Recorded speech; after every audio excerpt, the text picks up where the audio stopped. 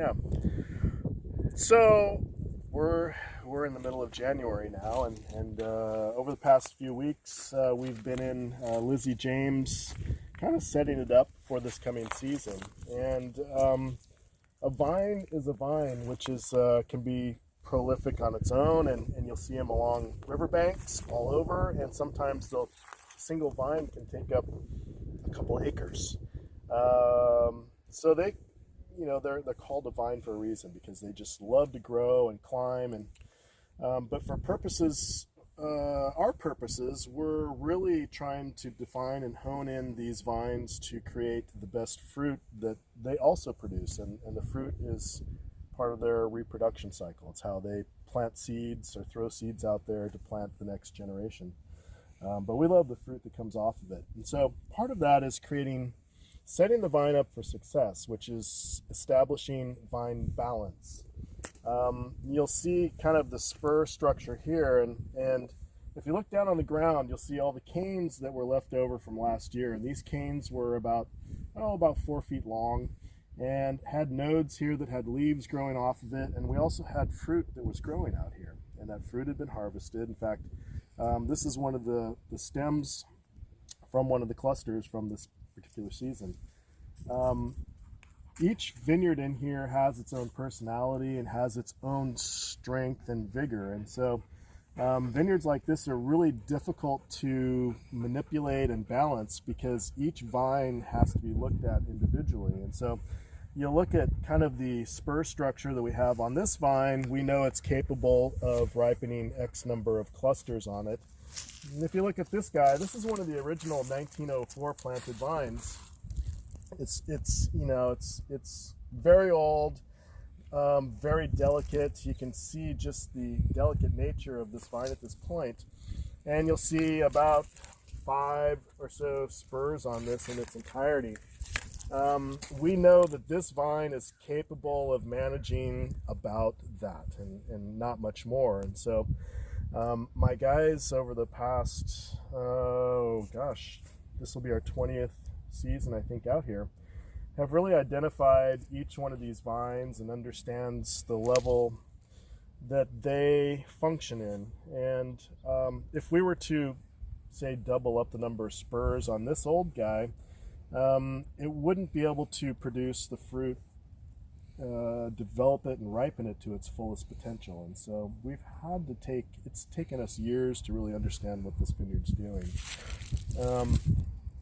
Kind of the structures that you see here, we have these old arms that are out here, and this is what we would call a spur. This was the cane that grew out this past season, that had the fruit on it that we harvested for our 2019 vintage.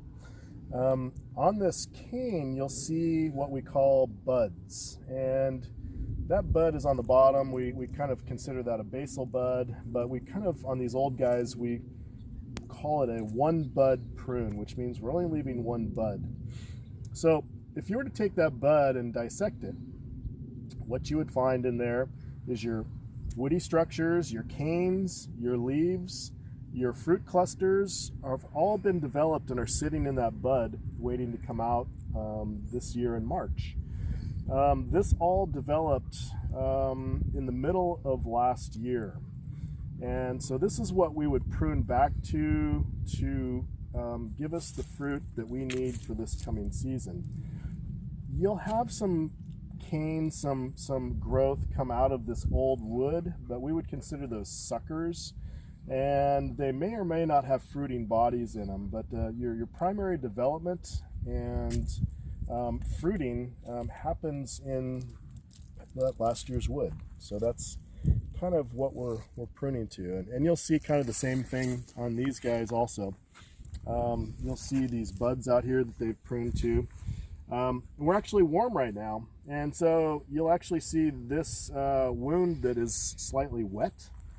Vines react to temperature, and as temperatures warm up, they are thinking, am I supposed to be waking up and starting to grow? And so they may start to pull moisture from the ground and actually bring it up to your fruiting bodies, to your buds, to stimulate them to grow. And this is what we would call we call this bleeding. So this is basically water that's being pulled up from the wood, from the roots. And in the spring, when we're getting close to bud break, when these buds are about to push, you'll come out here in the middle of the day, and when the sun's right, you'll actually see these dripping, which is pretty amazing.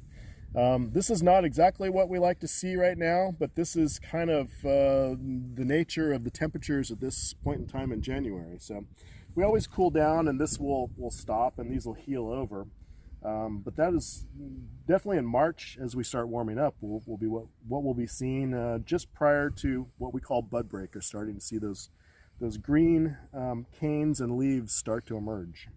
Everyone along the coast always talks about going to the hills for the best quality, right? And so we walk this vineyard every single year. We have every year leading up to harvest, and we're tasting fruit, and we're really deciding where our fruit's going to come from for our wine programs. And shockingly, we always head this direction to the lowest spot of the vineyard. For whatever reason, this low spot through here always provides us with some of the best quality, we think, out of the entire vineyard.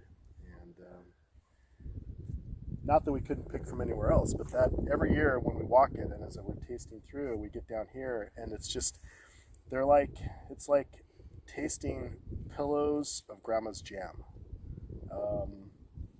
And I tell people that, and then I have them taste it, and they're like, oh, that's grandma's jam. I said, yes. And that's these old vines producing that. It's pretty amazing.